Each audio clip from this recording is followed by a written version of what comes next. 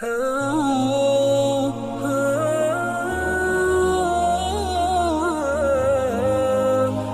لله وكفى وسلام على عباده الذين اصطفى أما بعد فأعوذ بالله من الشيطان الرجيم بسم الله الرحمن الرحيم وأنكحوا الأيام منكم والصالحين من عبادكم وإمائكم إن يكونوا فقراء يغنهم الله من فضله والله واسع عليم وقال النبي صلى الله عليه وسلم أربع من سعادة المسلمين النكاح والتعطر والسواك والحياء وقال النبي صلى الله عليه وسلم من كان له ثلاث بنات أو ثلاث أخوات فأحسن صحبتهن واتقى الله فيهن وجبت له الجنة أو كما قال النبي صلى الله عليه وسلم صدق الله مولانا العظيم وصدق رسوله النبي الكريم ونحن على ذلك لمن الشاهدين والشاكرين والحمد لله رب العالمين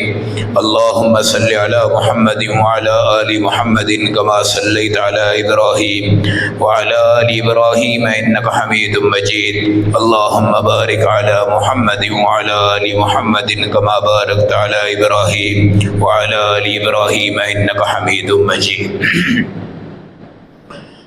میرے محترم بھائیو، دوستو، بزرگو، اللہ آپ سب کو زندگی بھی عطا فرمائے اور زندگی کے اندر اللہ آپ کو گناہوں سے بچنے کا سب سے بڑا سرٹیفکیٹ نکاح شرعی وہ بھی اللہ آپ کو نصیب فرمائے، اور جن کا ہو چکا ہے اللہ ان کی بیٹیوں کو، اللہ ان کے بیٹوں کو مرکز شریعت کا یہ خوبصورت جوڑ نصیب فرمائے، جہاں سے نسل بڑھ جاتی ہے، ایمان بڑھ جاتا ہے، اولاد آپ کے مرنے کے بعد آپ کے لیے دعائیں کرتی ہے، ہماری قبروں کی راحت، زینت اور سکون اور تسلی آخرت کا ذریعہ بنتی ہے۔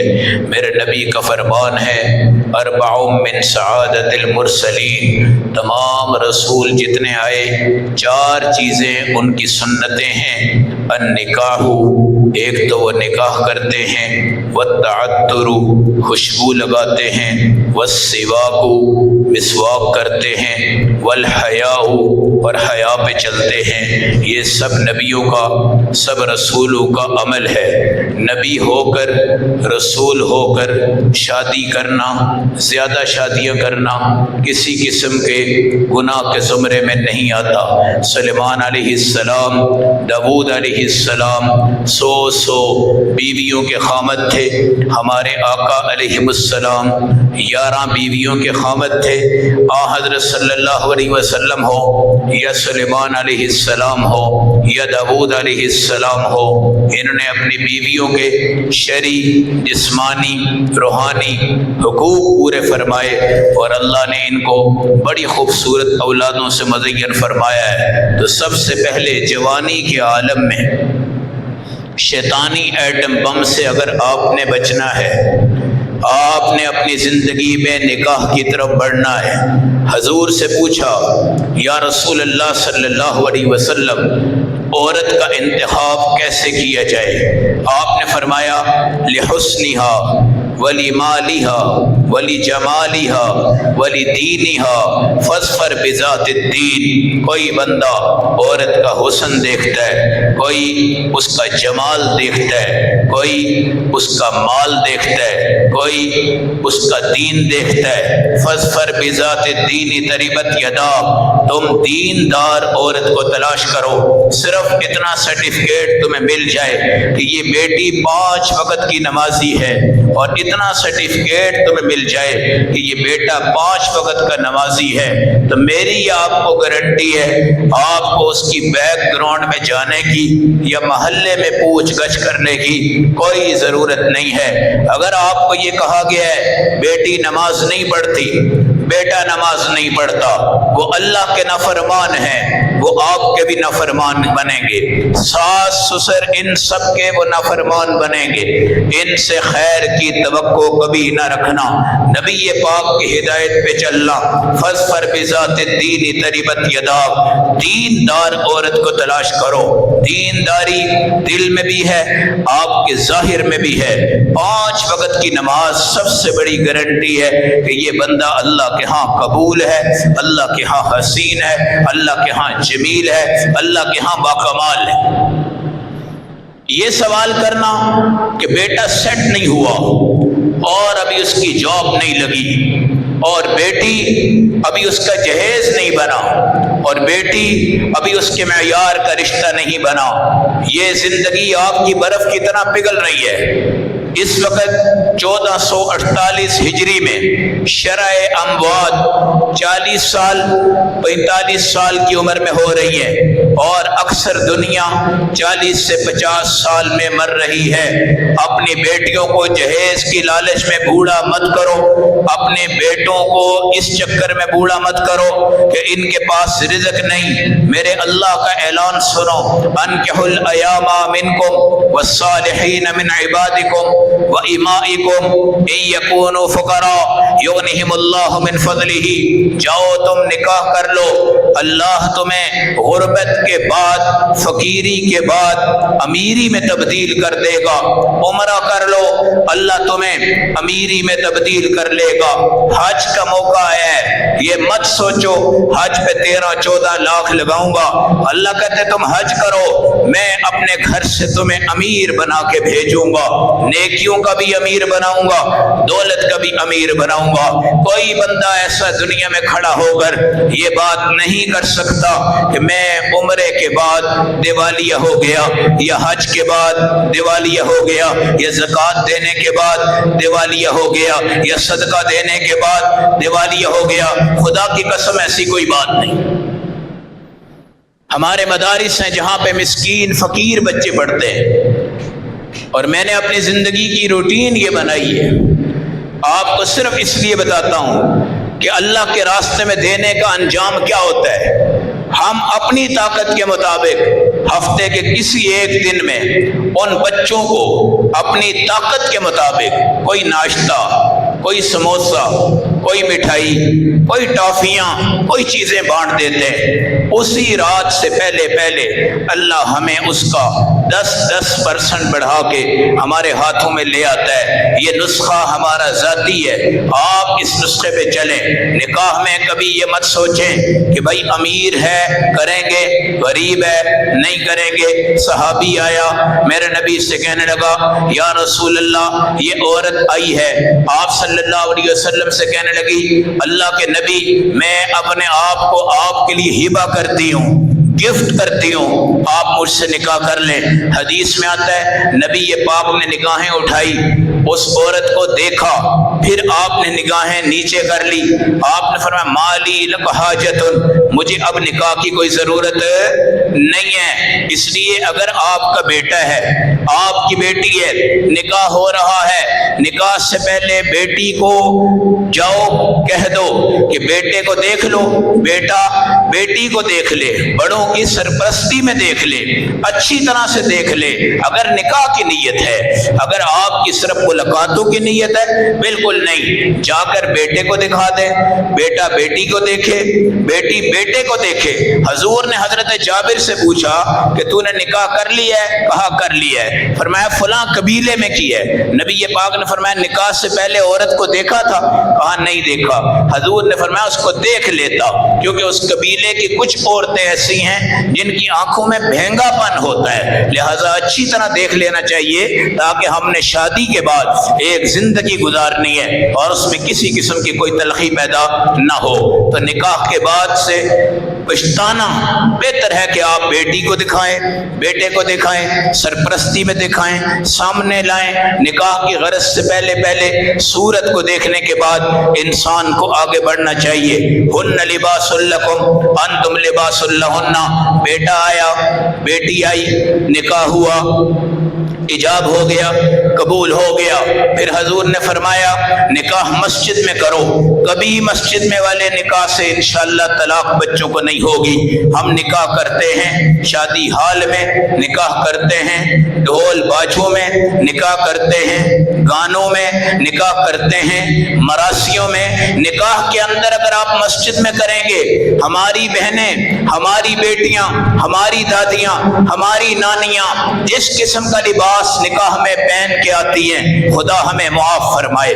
ہمارے ہر گھر میں تباہ کن یہ کام ہو رہا ہے، زلزلے آنے کے لائق ہیں ہم، تباہی کے دہانے پہ ہیں ہم۔ ہماری دادی 70 سال کی ہو جائے، 80 سال کی ہو جائے، شادی حال کے رسم و رواج کے مطابق اس کے سوٹ دیکھ لو، اس کا لباس دیکھ لو، اس کے پوتے نواسے اس کو تباہ و برباد کر رہے ہوتے ہیں، اور اس کو بہت بڑی خاتون اور بے پردہ بے حیا شکل میں لے کر شادی حالوں میں آتے ہیں۔ نکاح مسجد میں کرنا ہے، مسجد میں عورت نہیں ہوگی، مسجد میں میک اپ نہیں ہوگا، مسجد میں ہائے زیب و زینت نہیں ہوگی، مسجد میں گیت نہیں، مسجد میں گانا نہیں، مسجد میں ہائے وائے نہیں، مسجد میں فضول باتیں نہیں۔ آپ نکاح میں نمازیوں کے جھرمٹ میں آئیں، فرشتوں کے جھرمٹ میں آئیں، صفوں میں آئیں، اللہ کی دعاؤں کے نیچے رہیں، نبی پاک کی دعاؤں کے نیچے رہیں۔ ایک پاک دامن بیٹی، پاکیزہ بیٹی،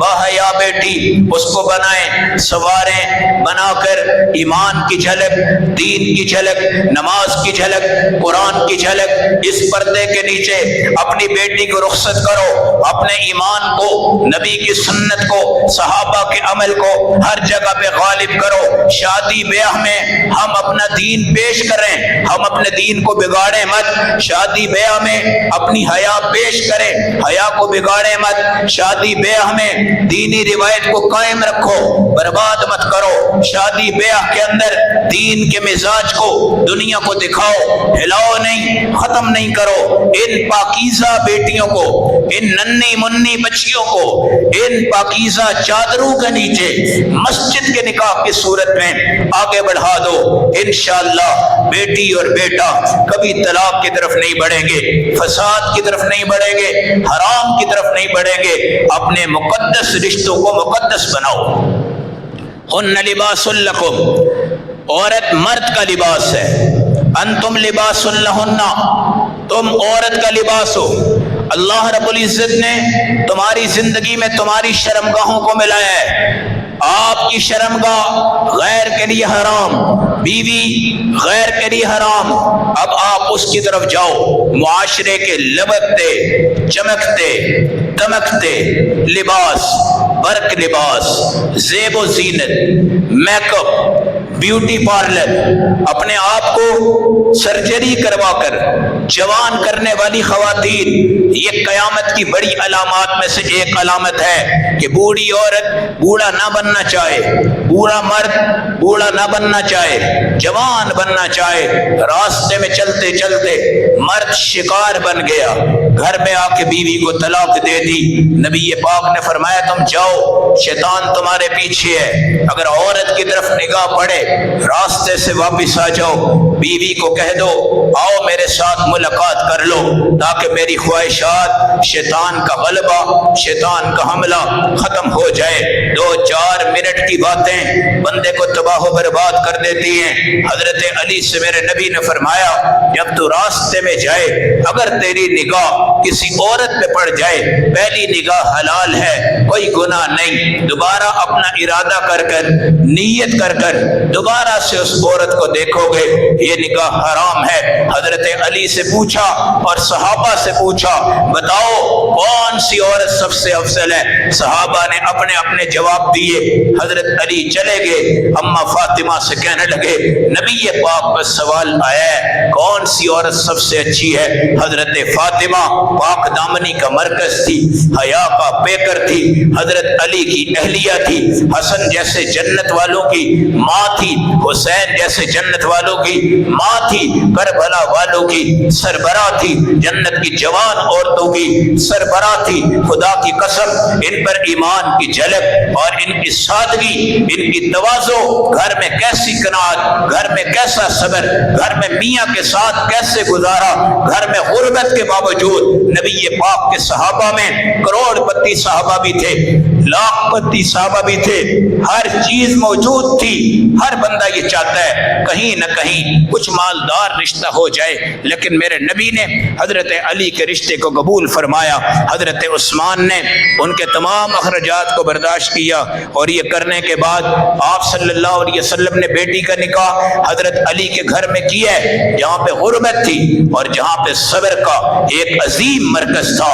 وہاں پر اماں فاطمہ نے اس طرح زندگی گزاری ہے۔ یہ وقت عورتوں کی توجہ ہنڈیا پر نہیں تھی، پلاؤ پر نہیں تھی، بریانی پر نہیں تھی، کڑھائی پر نہیں تھی، کپڑوں پر نہیں تھی، جوتوں پر نہیں تھی، صفائی پر نہیں تھی، آپس کے اندر ملاقات، سلام، دعا، ہنسنا، کھیلنا، اخلاق، مسکراہٹ، ساری چیزیں بہت کم تھی۔ لیکن ایک مہینے کے انٹرنیٹ کے بند ہونے سے بہت سے مسائل حل ہو گئے۔ انسانیت کی آوازیں، صورتیں، اخلاق، بلندیاں ہمارے گھروں میں نظر آ رہی ہیں۔ یہ دیمک کی طرح ہماری زندگیوں کو چاٹ گیا ہے۔ اپنی بیٹیوں کو کوشش کرو کہ سوشل میڈیا سے ان کو دور رکھو، ان موبائلوں سے ان کو دور رکھو۔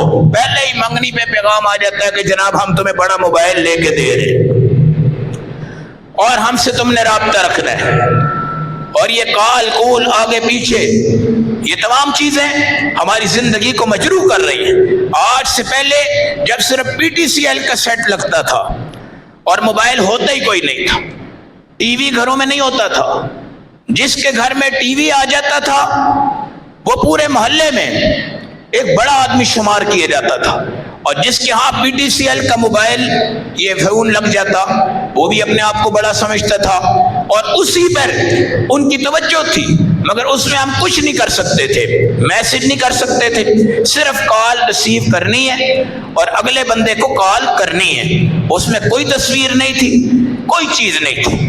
پھر وہ جب ٹی وی لگ گئے تو پی ٹی والوں کا، ان تمام لوگ اسٹیشنوں کا ڈرامہ شروع ہوتا تھا، اس ڈرامے کو لوگ دیکھتے تھے۔ بہرحال مہذب لوگ تھے، ان کے ڈراموں میں اتنی بے حیائی نہیں ہوتی تھی۔ اب جب یہ نیٹ چل گیا، یہ کیبل لگ گئی، وہ لوگ وہ اسٹیشن دیکھتے ہی کوئی نہیں۔ اب پتہ نہیں کتنے گندے گندے اسٹیشن، تلاش کرنے والے کون ہیں؟ ہماری بیٹیاں، بتانے والے کون ہیں؟ ہمارے بیٹے۔ اس میں لڑائی آ رہی ہے، جھگڑے آ رہے ہیں، خامد میاں کو قتل کر رہا ہے، میاں خامد کو، خامد میاں کو، عورت اپنے اشنا کے ساتھ مل کر اپنے میاں کو مروا رہی ہے۔ ہجرے کے واقعات آپ نے دیکھے ہیں، اپنے اشنا کے ساتھ مل کر اس نے اپنے بچوں کو کیا کر دیا؟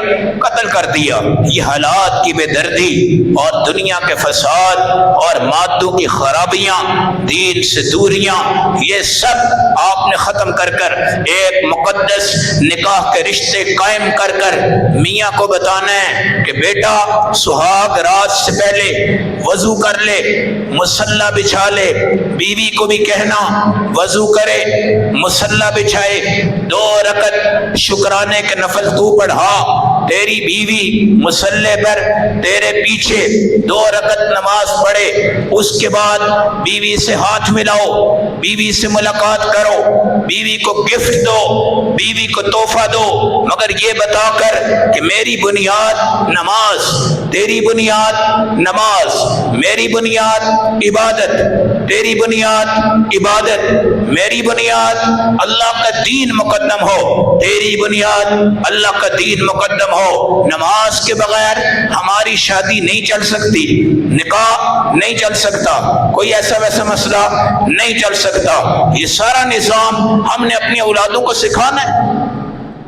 ادبوا اولادکم علی 3 خصال، بچوں کو 3 چیزوں کا عادی بناؤ۔ हुब्ब नबियकुम, वो नबी से मोहब्बत करें, हुब्ब अहली बैतिही, अहले बैत से मोहब्बत करें, हुब्ब तिलावतिल कुरान, कुरान की तिलावत से मोहब्बत करें। मियाँ की तिलावत, बीवी की तिलावत मोहब्बत को बढ़ाएगी। मियाँ की नमाज, बीवी की नमाज मोहब्बत को बढ़ाएगी। मियाँ का बीवी को लुकमा देना, बीवी मियाँ को लुकमा तोड़ कर देगी, मोहब्बत को बढ़ाएगी। मियाँ बीवी को देखे, उसको खुश करे अपने मूड से, और बीवी अपने मियाँ को देखे, उसको खुश करे अपने मूड से, ये मोहब्बत को बढ़ाएगी।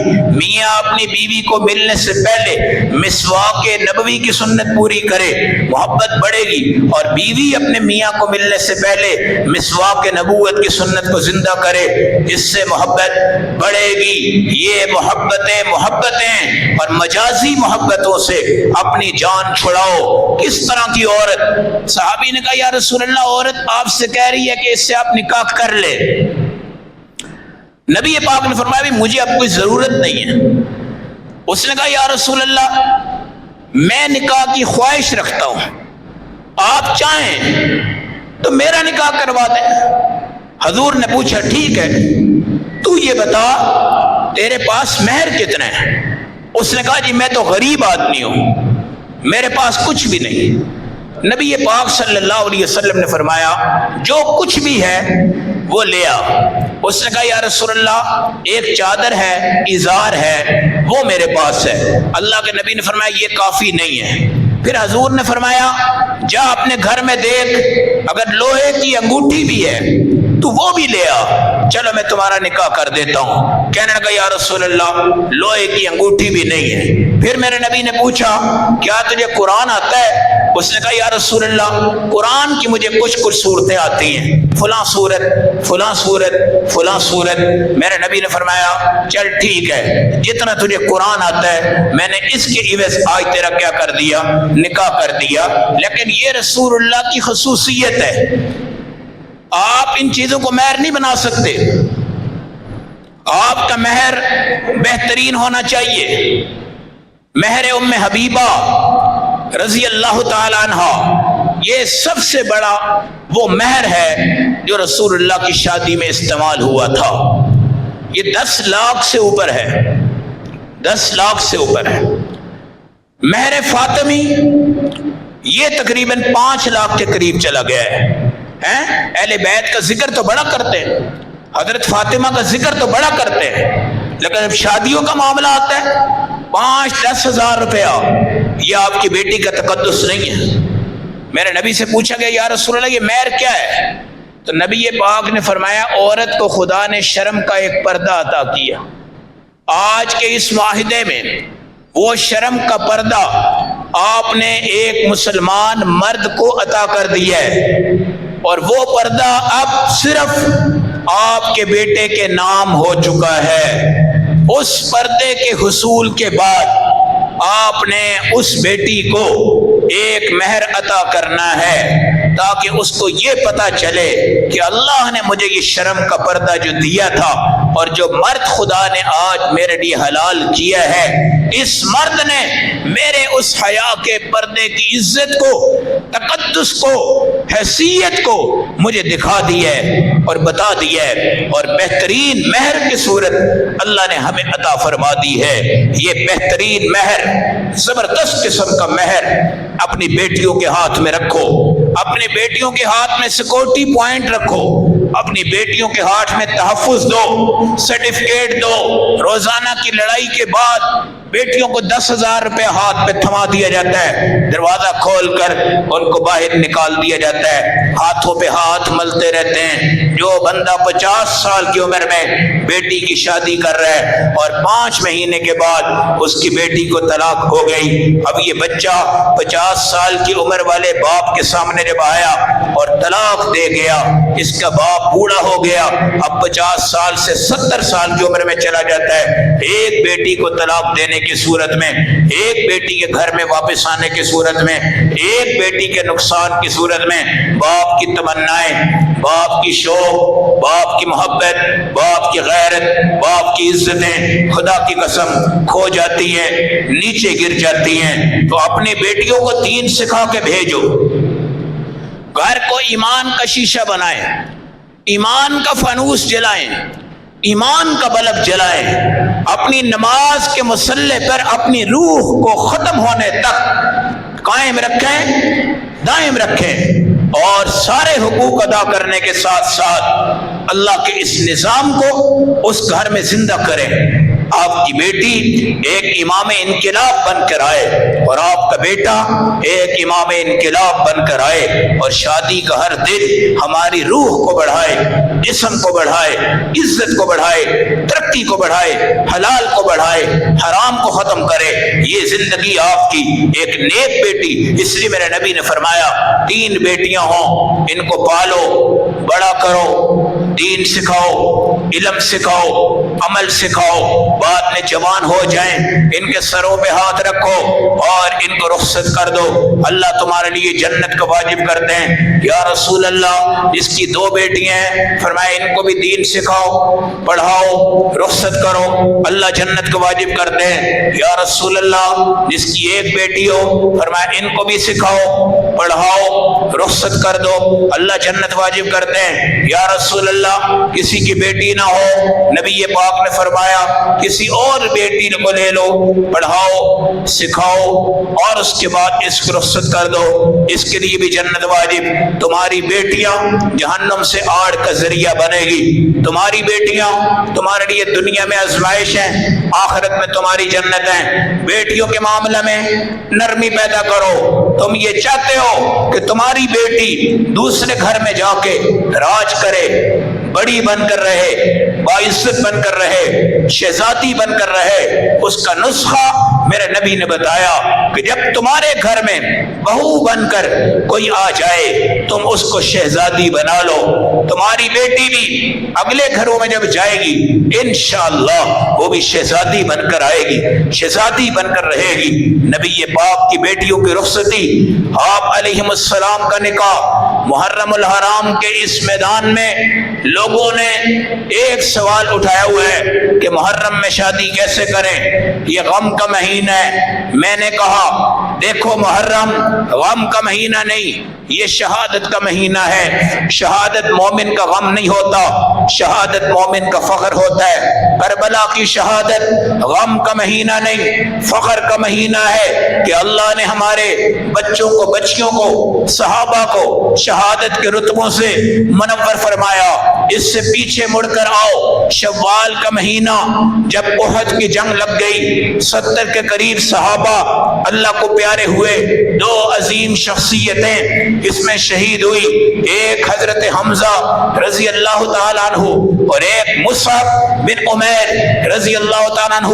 حضرت حمزہ پہلے کافر تھے، آج مسلمان بن کر احد کے اندر اپنے ایمان کو غالب کر کر اپنے جسموں کو چکنا چور کروا کر اللہ کے ہاں سید الشہداء کا لقب پاتے ہیں۔ مصعب بن عمیر کروڑوں روپے کے مالک، لاکھوں روپے کا جوڑا پہننے والے، چمکتے دمکتے اسلام کے بہترین قاری قرآن، حافظ قرآن، نبی پاک کے عظیم صحابی، جن کے لیے بیٹھ کر مصلی پر رسول اللہ نے صحابہ سے کہا وہ دیکھو مصعب بن عمیر اپنے تاپ کے ساتھ چمکتے ہوئے گھوڑوں پر چل رہا ہے، اور اس کے گھوڑوں کی ٹاپ مسجد نبی میں آ رہی ہے۔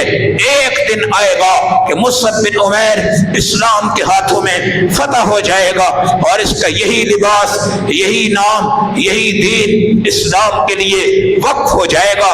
آج وہ مصعب بن عمیر شہید ہوئے، نبی پاک دیکھ رہے ہیں لاشیں زیادہ ہیں، قبریں کم ہیں، ترتیب دیے جا رہے ہیں۔ آپ نے فرمایا حافظوں کو آگے لاؤ، قاریوں کو آگے لاؤ۔ مصعب بن عمیر کے چہرے پر نبی کی بڑی نظر، حضور کریم صلی اللہ علیہ وسلم نے دیکھا آج کروڑ پتی صحابی ہے مگر کفن ان کے پاس پورا نہیں ہے۔ سب کچھ اللہ کے نام پر، جہاد کے نام پر، دین کے نام پر، مدرسوں کے نام پر، مسجدوں کے نام پر وقف کرنے والا مصعب بن عمیر ہے۔ حضور نے فرمایا بھائی سر ڈھانپ دو، پاؤں تک کپڑا نہیں آ رہا، سر ڈھانپ دو، پاؤں پر ایک گھاس لے کر آؤ، اس کو کہا جاتا ہے اذخر گھاس، یہ ہمارے حرم شریف میں پائی جاتی ہے۔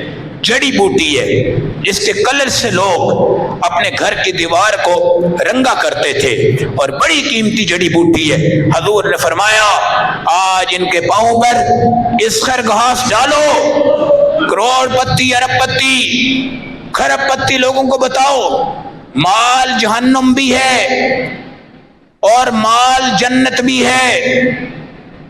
شادی مسجد میں کروا کے سادگی والا ولیمہ کر لو، مال جنتی، شادی جنتی، میاں بیوی جنتی، اسی دولت کو بہا دو ڈھول باجے پر، مراسیوں پر۔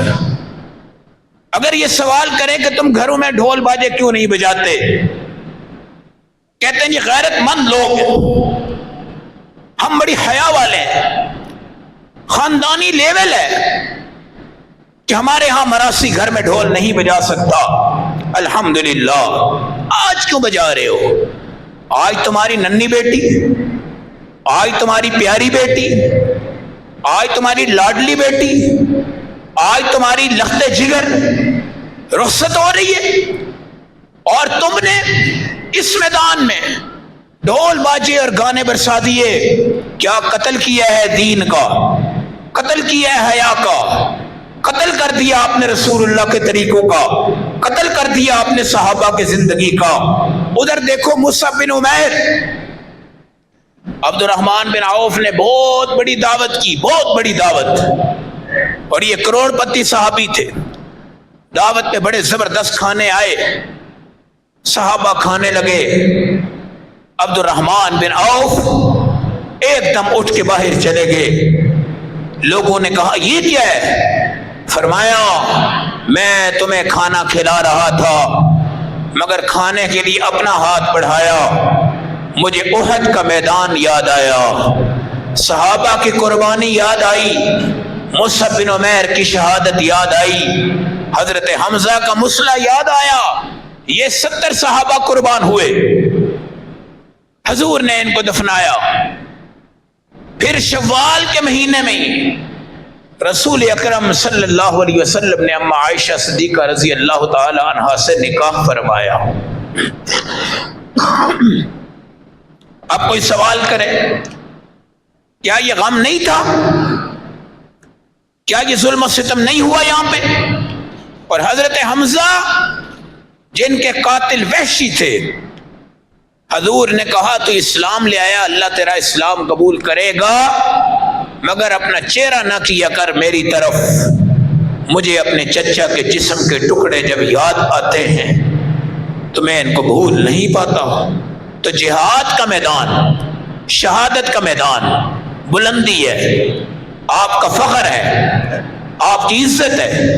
جس طرح احد کا میدان ہمارے لیے قابل فخر، بدر کا میدان قابل فخر، حدیبیہ کا میدان قابل فخر، خندق کا میدان قابل فخر، تبوک کا میدان قابل فخر، ذات الرقاع جو غزوہ ہوا اس کا میدان قابل فخر، بیر معونہ جس میں 70 قاری ایک کنویں میں شہید کر کے ڈالے گئے، یہ میدان ہمارا فخر، غزوہ حنین ہمارا فخر، غزوہ طائف ہمارا فخر، سب سے بڑا غزوہ جس کو ہم کہتے ہیں فتح بیت اللہ، جہاں رسول اللہ نے فتح مکہ کے لیے تشریف لائے، یہ ہمارے لیے قابل فخر ہے، ہم اس پہ ہائے نہیں کریں گے۔ سبحان اللہ کہیں، ماشاء اللہ کہیں، واہ صحابہ کہیں، واہ جنتی، واہ شہداء۔ حضور سے ایک ماں نے پوچھا کہ میرا بچہ کدھر ہے؟ اگر تو ہے تو مجھے بتائیں، نہیں ہے تو مجھے بتائیں۔ حضور نے فرمایا اس کے لیے ایک جنت نہیں ہے، خدا نے کئی جنتیں اس کو عطا کر دی ہیں، اور جنت کا شاہ سوار ہے، جنت کا کھلاڑی بن چکا ہے۔ تو ماہ محرم میں بیوی حلال، ماہ محرم میں میاں بیوی کی ملاقات جائز، ماہ محرم میں قربانی کا گوشت جائز، ماہ محرم میں بیٹیوں کی شادی جائز۔ حضرت فاطمہ جو اہل بیت کی مرکزی ماں ہیں اور صحابہ کی عزت ناموس ہیں، ان کا اپنا نکاح محرم الحرام میں حضرت علی رضی اللہ تعالیٰ عنہ سے ہوا۔ اور اس میں کسی قسم کی کوئی ممانعت نہیں ہے۔ ہمارے ہاں ڈاکٹر اسرار صاحب تھے، ان کی بیٹی کا نکاح ہو گیا محرم میں، بعد میں طلاق ہو گئی۔ لوگوں نے کہا دیکھو محرم کا مزہ چکھ لیا، اتنا بڑا اسلامی اسکالر ہے اور محرم میں نکاح کیا اور طلاق ہو گئی۔ بھائی طلاق تو ربیع الاول والوں کو بھی ہو جاتی، شوال والوں کو بھی ہو جاتی، اب بڑھتی ہوئی طلاق کو بھی آپ نے روکنا ہے، اس معاملے کو بھی آپ نے بالکل روکنا ہے۔ آپ کی بیٹی ہو یا آپ کا بیٹا ہو، جب آپ نے دیکھا کہ گھر میں اونچ نیچ ہو رہی ہے اور ڈر آ رہا ہے کہ کہیں بیٹا طلاق نہ دے دے، مسئلہ خراب نہ ہو جائے، کئی مرتبہ وہ آپ کی بیٹی کو تھریٹ کر جاتا ہے کہ میں نے تمہیں کیا دے دینی ہے، طلاق۔ علماء سے بھی کہتا ہے کہ جناب میری زبان نہیں رکتی، مجھے ڈر ہے کہ کہیں میں بیوی کو طلاق نہ دے بیٹھوں۔ ہمارے پاس کئی ایسے لوگ آتے ہیں، ایک شرعی مسئلہ میں آپ سے جو شیئر کر رہا ہوں، ہمارے نکاح فارم پہ بھی یہ ایڈ ہوتا ہے، اس کا عنوان ہوتا ہے تفویض طلاق۔ تفویض طلاق، تفویض طلاق کا مطلب یہ ہوتا ہے کہ مجھے ڈر ہے کہیں غصے میں اپنی بیٹی کو، بیوی کو، کسی اور کو کوئی نقصان پہنچا دوں، یا میاں کو ڈر ہے کہ میں اپنی بیوی کو طلاقیں دے دوں، اور 3 طلاقیں کے بعد حلال کروانے کے لیے علماء اور مولوی بھی لوگ بدل رہے ہیں۔ کیا کر رہے ہیں؟ لوگ بدل رہے ہیں کہ جناب مولانا صاحب نے کہا یار 3 طلاقیں نہیں، ایک ہی ہوئی ہے۔ میں نے کہا اندھے کا دماغ کمر میں ہوتا ہے، طلاقیں 3 ہیں تو ان کو ایک کیوں کہتے ہو؟ 3 کروڑ کو کوئی 1 کروڑ کہتا ہے، 3 لاکھ کو کوئی 1 لاکھ، 3 روپے کو کوئی 1 روپیہ۔ اگر کوئی مولانا صاحب آپ کی 3 طلاقوں کو 1 طلاق قرار دے رہے ہیں تو وہ حرام کا فتویٰ ہے، ناجائز فتویٰ ہے۔ اپنی بیٹی کو آپ نے اس گھر میں واپس نہیں بھیجنا۔ اگر فتویٰ غلط آ گیا ہے اور بیٹی آپ نے بھیج دی ہے، بظاہر آپ خوش ہو جائیں گے یار یہ صلح ہو گئی ہے، خدا کے ہاں اگر یہ صلح نہ ہوئی آپ کی بیٹی حلال سمجھ کے میاں کے ساتھ رہے گی نا، لیکن ہوتا رہے گا وہ زنا، اور زنا 1 مرتبہ ہو یا 10 مرتبہ ہو، خدا کا عذاب بھی آتا ہے، قہر بھی آتا ہے، پکڑ بھی آتی ہے، سختی بھی آتی ہے۔ اس لیے یاد رکھنا، 1 دفعہ اگر 3 طلاقیں ہو گئی ہیں، بیٹی آپ کی حرام ہو گئی ہے، اس پہ آپ نے اپنی بیٹی کو اس طرح بچانا ہے جس طرح آپ اپنی کنواری بیٹی کو غیروں سے بچاتے ہو، اس طرح اس کی حفاظت کرنی ہے۔ مولوی چینج کر کے بیٹی کو حلال کروانے کی کوشش کرو گے اور خدا کے ہاں وہ حلال نہ ہوئی، پھر اس کی سزا کون بھگتے گا یہ آپ نے سوچنا ہے۔ اب ہمارے بچوں کے اندر تنازع کھڑا ہو جائے، جھگڑا کھڑا ہو جائے، جھگڑا اتنا ہو جائے کہ خاندان کہتا ہے کہ جناب ان کی طلاق ہونے لگی ہے اور چانس ہے کہ یہ طلاق بہت جلدی ہو جائے گی۔ اب آپ کیا کریں؟ میاں کو لائیں، بیوی کو لائیں، نصیحت کریں، واعظ کریں، سمجھائیں، اللہ کا خوف ان کے دلوں میں بٹھائے، ان کا موڈ اچھا کر لیں، مزاج اچھا کر لیں۔ اگر آپ کا داماد غلط ہے آپ بم نہ برسائیں بلکہ قریب جائیں اور اس کی رسپیکٹ کو بڑھا دیں، عزت کو بڑھا دیں، اس کے تقدس کو بڑھا دیں۔ وہ آپ کی بیٹی کے جسم کا حصہ بن گیا ہے اور آپ کی بیٹی اس کے جسم کا حصہ بن گئی ہے۔ ہم لوگوں کے کہنوں پر انڈیا پاکستان والی جنگ نہیں بنائیں گے۔ کیا کریں گے؟ بچوں کے موڈ اچھے کر دیں، آپ ان کے تھوڑا سا قریب ہو جائیں، آپ داماد کی عزت کو بڑھا دیں، اپنی بہو کی عزت کو کیا کر دیں؟ بڑھا دیں۔ یہی مرکز ہے لڑائی کا بھی اور یہی مرکز ہے محبت کا بھی۔ اگر آپ کی بیٹی خوش ہے کام ٹھیک ہو جائے گا، بیٹا خوش ہے کام ٹھیک ہو جائے گا۔ پھر بھی نہیں ہو رہے، آپ بیٹے کو بٹھا کر کہیں کہ بیٹا تیرے پاس اللہ نے 3 طلاقوں کا اختیار دیا ہے۔ کتنی طلاقوں کا اختیار ہے؟ 3 میں سے تم اس کو ڈیوائیڈ کر لو، یا 2 طلاقوں کا اختیار اپنی بیوی کو دے دو یا 1 کا اپنی بیوی کو دے دو، 2 کا اپنے پاس رکھ لو، 1 کا اپنے پاس رکھ لو۔ کچھ طلاقوں کا اختیار بیوی کو دے دو اور کچھ کا اپنے پاس رکھ لو۔ بالکل یہ جائز ہے، شریعت میں اس کو کہا جاتا ہے تفویض طلاق۔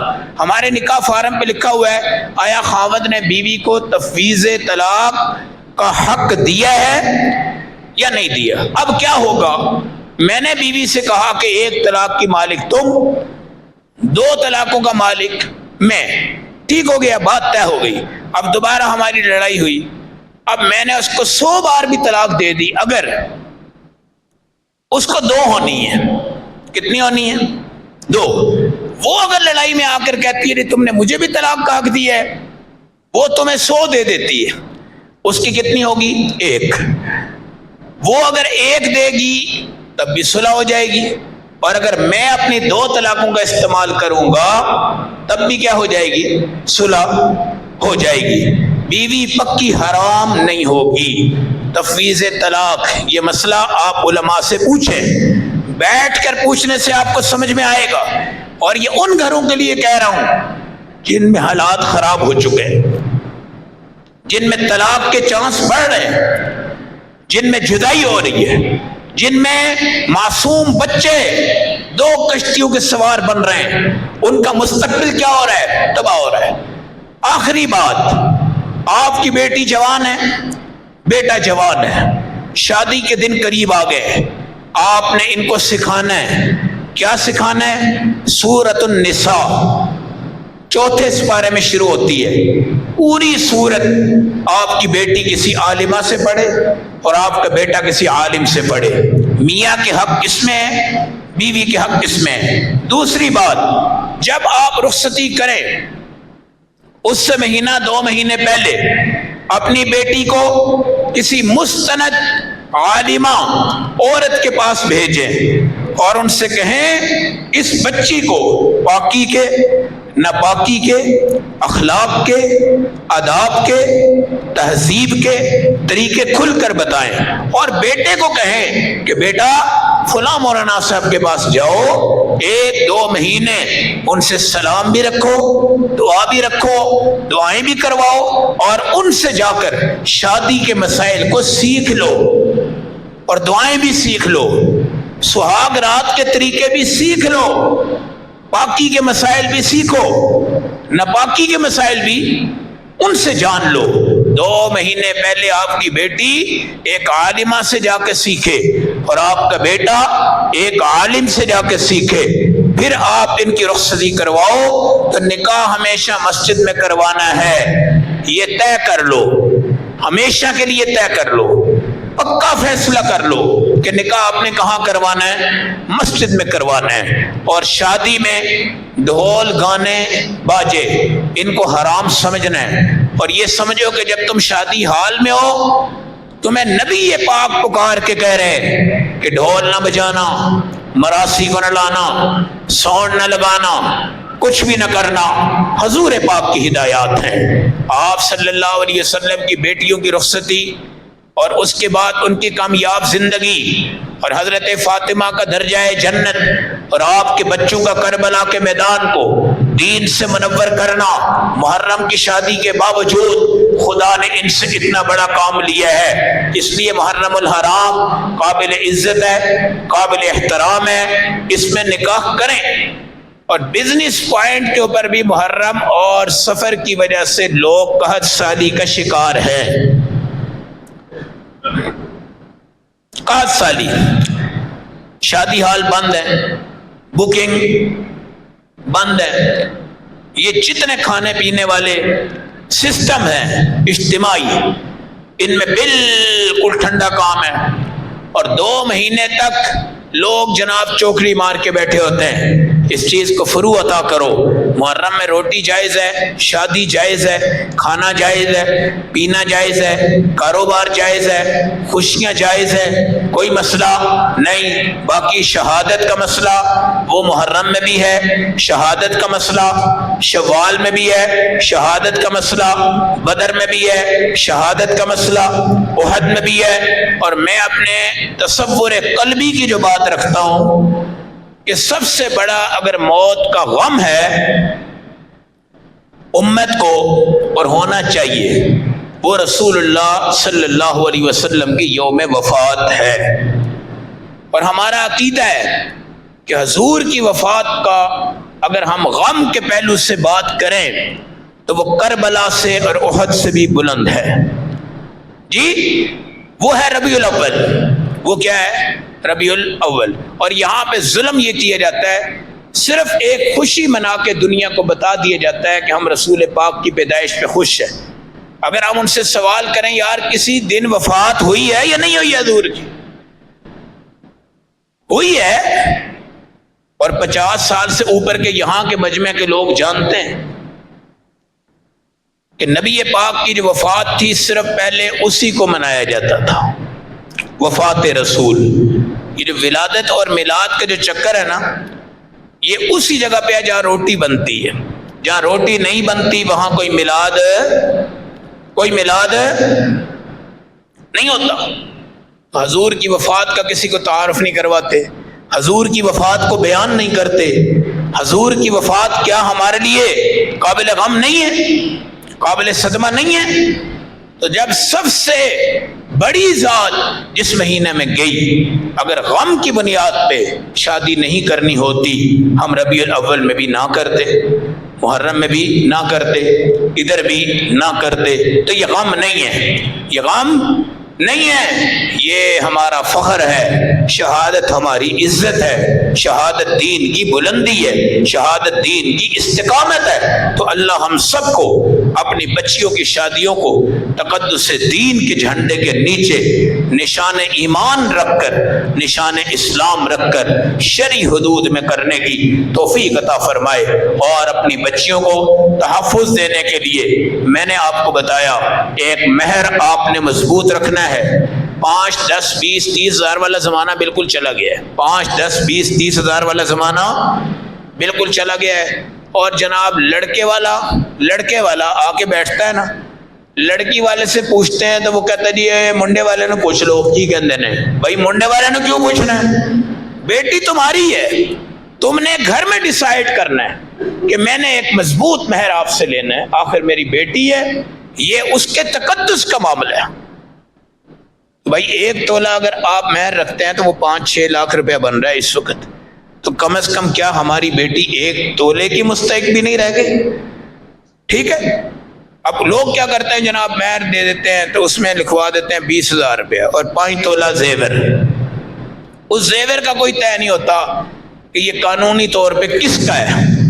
ٹھیک ہے، یہ بات میں آ کر پچھتانا پڑتا ہے.